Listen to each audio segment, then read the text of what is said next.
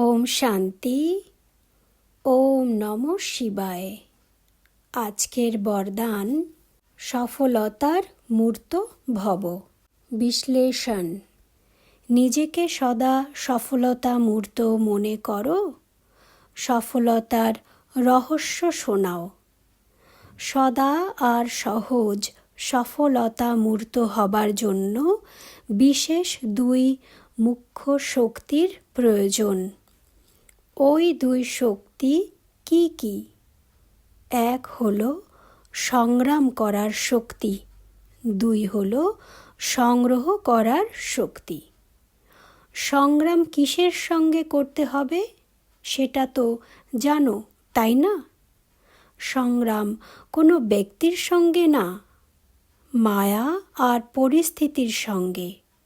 আর কিসের সংগ্রহ করতে হবে? বস্তু, বৈভব, ধন বা সম্পত্তি?